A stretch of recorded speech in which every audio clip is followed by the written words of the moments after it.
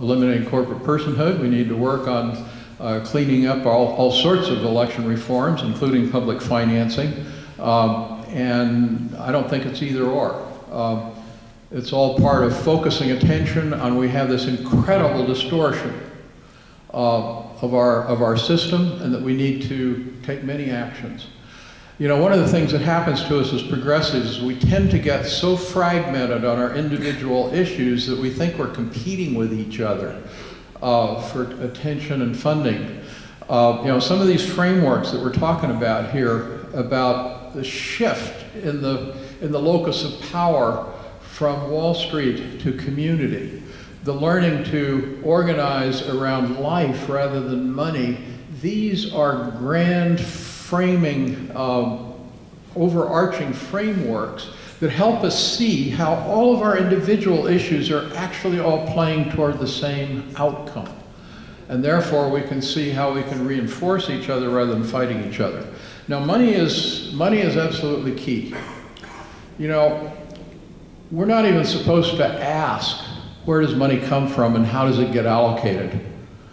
And it's amazing, most economists haven't got a clue, even though their whole discipline is about money.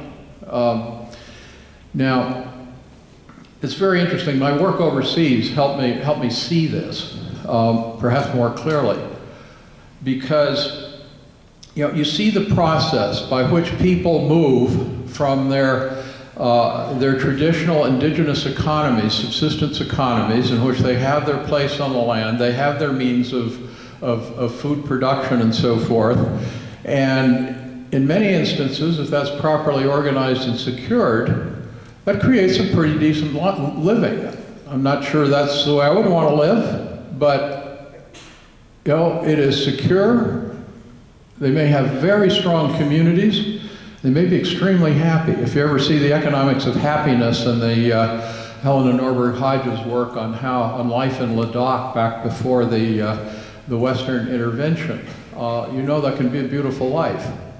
Now, you know, when we colonized Africa, part of that history was to get control of the people. We had to get them dependent on money, and so there were tax systems and so forth that got the Africans depended on money that they could only get from the colonial masters. Now that's very much what plays out here. You think about it, more and more of our lives, certainly over my lifetime, have become monetized. You know, we now hire out our child care. Many of the things we did at home, when I grew up, you know, my grandfather grew a lot of food, and we had, had a big garden, we had chickens and so forth. More and more, for every aspect of our life, we become dependent on money, and we never step back and ask, where did that come from? Who creates it? Who decides whether I get any? And that's where you begin to come into this Wall Street system and how it is creating money with all sorts of financial gains. I mean, ultimately, where it comes from, in the simplest sense, is you start out, the Federal Reserve makes some with an accounting entry.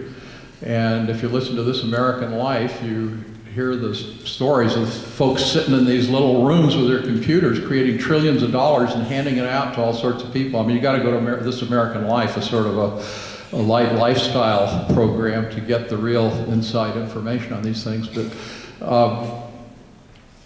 you know, that's, yeah, well, here's another piece of growing up in the United States. When I grew up down in Longview, Washington, just down south of here, and my dad had a music and appliance store. I thought that was what I was going to spend my life on as the oldest son. Anyhow, you know, if he financed his business with our own savings, but also going down to the local bank, talking to the local manager who lived in town, who knew my dad. He knew the other merchants. We had the other banks that knew the local people.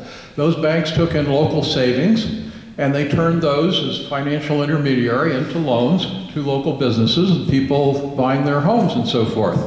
Now those banks can, you know, by the nature of the banking system, they can create credit in response to local needs and opportunities. And it's actually a pretty good system. But back in those days, most states had regulations that said if you have a bank, you have one bank facility. You don't have a branch. One bank. And it's rooted in the community, and you're carefully regulated, you are transparent, and you're responsible for serving the financial needs of your community, period. Call it basic banking. Great idea. Okay, then we went through all the deregulation, we concentrated control, we got all these banks coming together, we forgot all about that banking is supposed to be about financing real productive activity, and we got what we have now, which is a system of expropriation. It is highly unstable, highly undemocratic, and highly inequitable. So part of simply what we need to do is recognize, we can recreate that system. And I don't, obviously the Wall Street bandits are not going to be happy about that, but the change starts with a conversation. And complementary currencies can kind of help educate people about money. That's just something you create. It's a medium of exchange that has value because by social contract we all agree to accept it. But the formal money system is ultimately the system of power in our society. And we have to get control of it, or we are not going to get control back of our lives. And that requires having this kind of conversation and putting in new rules that restructure the system. And if you're interested in digging further into this, Google how to liberate America from Wall Street rule. And you'll come up with a report that I wrote with my colleagues on the New Economy Working Group that spells out how we got into the mess we're in and how we can get out of it. It's all in very simple, non-technical language. So, I suspect that's, we wrap it up with that? One more? Thank you so much. Your new agenda is my new Bible.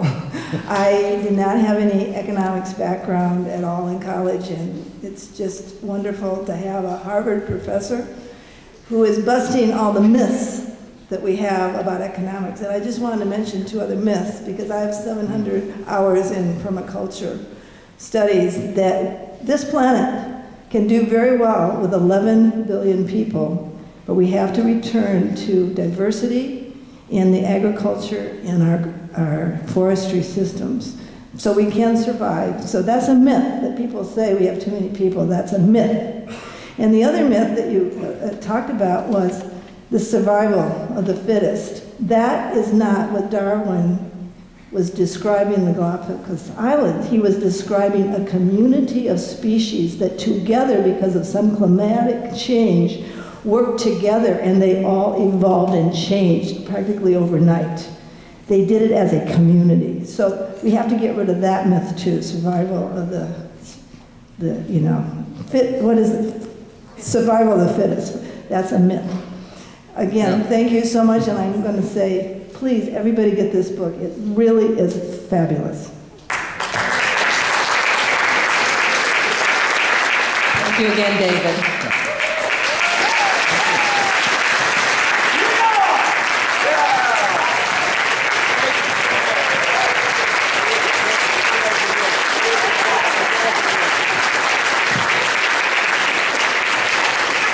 So we are at a juncture now where we're going to put into practice what we just heard. We are calling this, the next breakout session, Making It Happen. I like David's language, living into being. So let's go live into being some of these wonderful ideas and our power. I also wanted to mention, Gita reminded me, and I forgot to say it up front, the movie on May 9th is called The Power of Community, How Cuba Survived Peak Oil. If you haven't seen it, you need to, because it's very, very possible and it's very inspiring. So May 9th, Mix 96, 7 p.m. And we meet back here at 4 o'clock. May 14th, sorry. Okay, May 14th. Check the website.